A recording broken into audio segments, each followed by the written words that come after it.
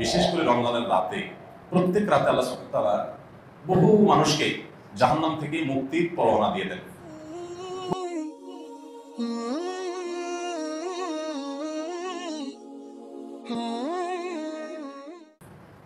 বহু মানুষকে, যে অমুক জাহান্নাম থেকে মুক্ত, অমুক জাহান্নাম থেকে মুক্ত, অমুককে মুক্তি দান করা হলো, অমুককে নাজাত দান করা হলো, চূড়ান্ত ফায়সালা দিয়ে দেওয়া হয় বহু মানুষকে। আর শেষের দিকে এসে এই পরিমাণটা বিভিন্ন বর্ণনা থেকে বোঝা যায় অনেক গুণ বেশি বেড়ে যায়।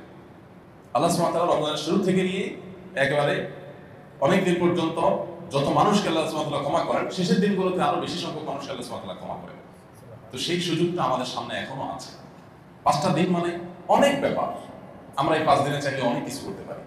এই জন্য ভাইরা আমার, একেবারে শেষের দিকে এসে আমাদের ব্যাকুলতা, আমাদের অস্থিরতা, আমাদের পেরেশানি, আমাদের ব্যথা, আমাদের দরদ, এটার পরিমাণ আরো অনেক বেশি বেড়ে যাওয়া উচিত।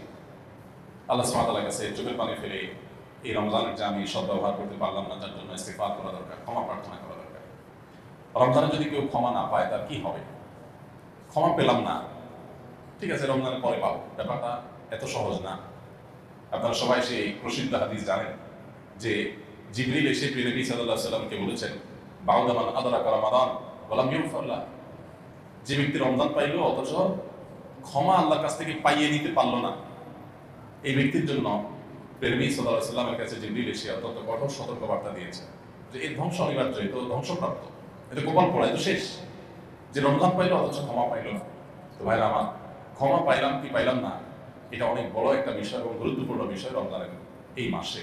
সেজন্য আমি তো জানি না আল্লাহ সুবহানাহু ওয়া তাআলা যাদেরকে জাহান্নাম থেকে মুক্ত ঘোষণা করেছেন সেই মানুষগুলোর মধ্যে সেই তালিকায় আমার নাম আছে কিনা।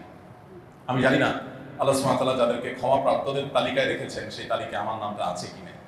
এই জন্য শেষের দিকে এসে ইমানদারের ব্যাকুলতা, ইমানদারের অস্থিরতা, ইমানদারের পেরেশানি, ইমানদারের কষ্ট, বেদনা, দোয়া, রোনাজারি, কান্নাকাটি, এগুলোর পরিমাণ আরো অনেক বেশি বেড়ে যাবে। আল্লাহ তাআলা আমাদের সবাইকে শেষের দিককার প্রতিটা মুহূর্তকে কদর করার তৌফিক দান করুন। ভাইরা আমার, আবার একটা রমজান আসলে আমি সে রমজান পাবো, আবার ইবাদতের মতো এরকম শারীরিক স্বাভাবিকতা থাকবে, সুস্থতা থাকবে, এরকম গ্যারান্টি নাই, আমরা সবাই জানি। সো আমার কাছে এই অবশিষ্ট মুহূর্তগুলো, দিনগুলো অনেক গুরুত্বপূর্ণ। শেখ আয়েজ আল-কারনি সৌদি আরবের বিশ্ববিখ্যাত আলেম এবং দায়ী, অত্যন্ত চমৎকার একটা কথা তিনি বলেছেন এই রমজানের শেষের দিকে এসে, এই বছরই